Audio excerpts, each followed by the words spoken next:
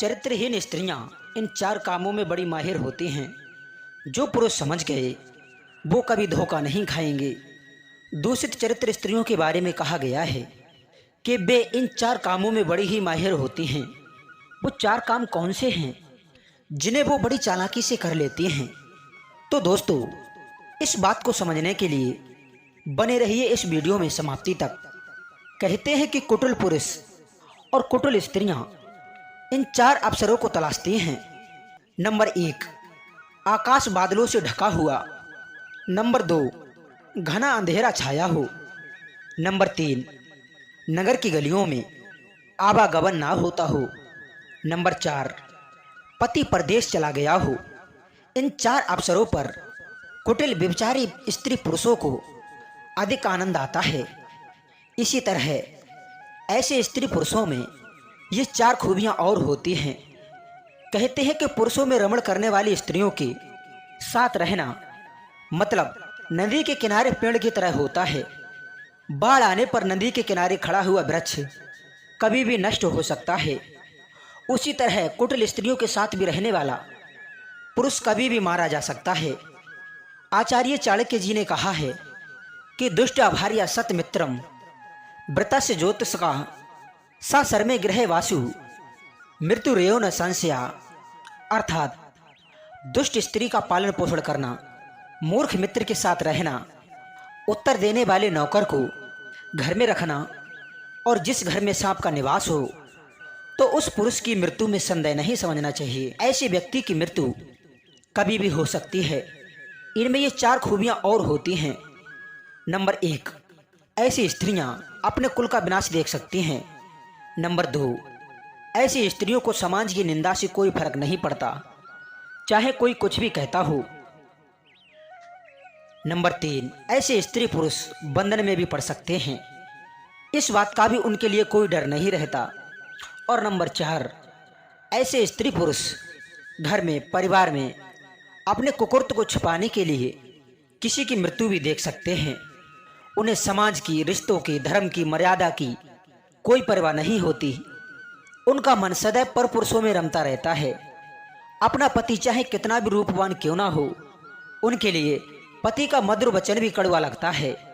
मित्रों, ऐसी ही मैं एक आपको कहानी सुनाता हूँ जिसे सुनकर आपको पता चल जाएगा कि कुटिल स्त्रियां किन किन कामों में माहिर होती हैं। किसी नगर में एक बड़ा ही पैसे वाला साहूकार रहा करता था। शहर में उसकी एक दुकान थी और व्यापार के सिलसिले में वो अक्सर बाहर चला जाया करता था और उसकी दुकान उसका नौकर चलाता था। साहूकार की स्त्री बहुत ही सुंदर और चंचल चित्त वाली थी। वो ज्यादातर घर पर अकेली ही रहा करती थी। अब अकेले उसका भी कहाँ तक मन लगे। साहूकार के न होने पर वो अपने नौकर को घर पे बुला लेती थी और उसी से उसका बोलना बतलाना होता रहता था। कहते हैं कि जवान स्त्री को ज्यादा समय के लिए अकेले या किसी पर पुरुष के साथ में अकेले नहीं छोड़ना चाहिए।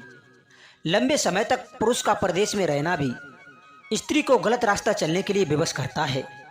जो स्त्री संयमी, संस्कारी और आदर्श होती हैं वो किसी भी परिस्थिति में अपना मन नहीं भटकाती, चाहे उनका पति परदेश में हो या फिर घर पर दूषित कुल और दूषित मन वाली स्त्रियां ऐसे अवसरों को अपने सुख का मौका बनाती हैं और पर पुरुषों में आसक्त हो जाती हैं। साहूकार की पत्नी घर पर अकेले रहने पर उदास रहती थी। वो सोचती थी कि मेरा कोई साथी होता जिससे मैं बोलकर अपना समय काट लेती। अब तो धीरे धीरे साहूकार के नौकर से बोलते बतलाते उसका मन लगने लगा। वो रोज उसे अपने घर पर बुला लेती थी और अब उस नौकर को भी मालकिन से बिना बात किए अच्छा नहीं लगता था। धीरे धीरे उनकी बातचीत प्रेम में बदल गई और उसने वासना का भयंकर रूप ले लिया। साहूकार की पत्नी को साहूकार अब अच्छा नहीं लगता था।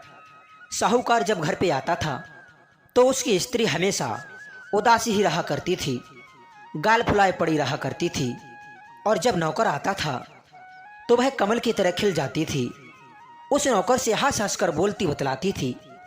वो दोनों रात और दिन यही दुआ करती थी कि साहूकार व्यापार के लिए कब घर से जाए। अब तो वो साहूकार उन दोनों के लिए फूटी आंख नहीं सुहाता था। दोनों का ये हाल था कि मालिक के घर से जाते ही वो दोनों हमेशा एक ही साथ खाते और एक साथ साथ हंसते खेलते थे। साहूकार अपनी पत्नी और नौकर के चाल चलन से अब तक अनजान था। उनका प्रेम धीरे धीरे परवान चढ़ने लगा। एक दिन की बात, वो साहूकार का नौकर और उसकी पत्नी घर में आपस में प्रेम कर रहे थे। उसी दौरान साहूकार आ जाता है।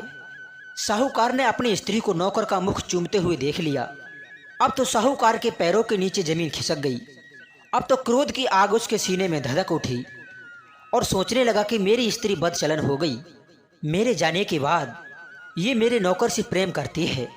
मित्रों, इधर उसकी पत्नी ने देखा कि उसका पति आ गया है, तो वो बातें बनाने में माहिर चतुर स्त्री तुरंत नौकर को छोड़कर अपने पति के पास में पहुंची और कहने लगी कि देखो जी, तुम इस नौकर पर दुकान छोड़ जाती हो, इस पर इतना भरोसा दिखाते हो, ये कितना दुष्ट है, रोज कपूर चुरा कर खा जाता है और जब मैं पूछती हूँ तो मानता भी नहीं है।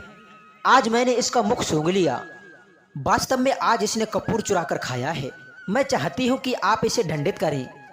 मित्रों, पत्नी की ये बातें सुनकर साहूकार का सारा गुस्सा ठंडा पड़ गया और सोचने लगा कि मैं तो बेहद ही अपनी पतिव्रता स्त्री पर दोष लगा रहा था।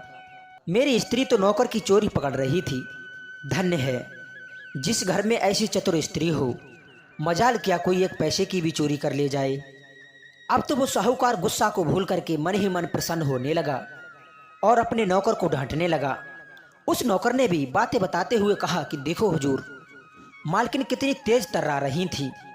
जिस घर में ऐसी तेज तर्रार मालकिन हो, उस घर में नौकरों की क्या दशा होगी।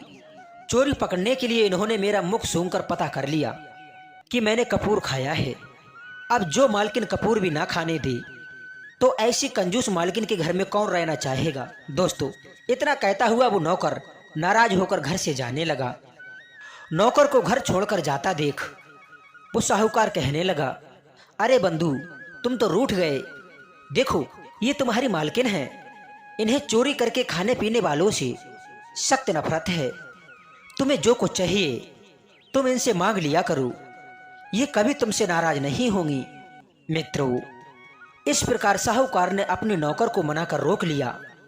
आज उस कुटिल स्त्री की चतुराई काम कर गई। इसीलिए कहते हैं, ऐसी स्त्रियां हंसते हुए को हंसकर, रोते हुए को रोकर और क्रोधित व्यक्ति को प्रिय वचन बोलकर अपने जाल में फंसा लेती हैं। जो सत्य को असत्य और असत्य को सत्य बनाकर दिखा देती हैं, उनकी रक्षा पुरुष चाहकर भी नहीं कर सकता। ऐसी कुटिल स्त्रियां मुख से तो मीठी मीठी बातें करती हैं और उनके मन में दुष्टता भरी रहती है। उनकी वाणी में अमृत और मन में हलाहल विष होता है। ऐसी स्त्रियां इन कामों में बड़ी ही माहिर होती हैं। नंबर 1, झूठ बोलने में। नंबर 2, पति को मूर्ख बनाने में। नंबर 3, धन ऐंठने में। नंबर 4, पुरुषों को अपने जाल में फंसाने में। यही कारण है कि मतवाले पुरुष ऐसी स्त्रियों के पीछे भौरों की तरह घूमते रहते हैं। दोस्तों, मैं उम्मीद करता हूं कि आपको ये कहानी जरूर पसंद आई होगी। तो चलिए मिलते हैं हम आपको नेक्स्ट वीडियो में एक और ज्ञान चर्चा के साथ। आप सभी को जय श्री कृष्ण, जय श्री राधे।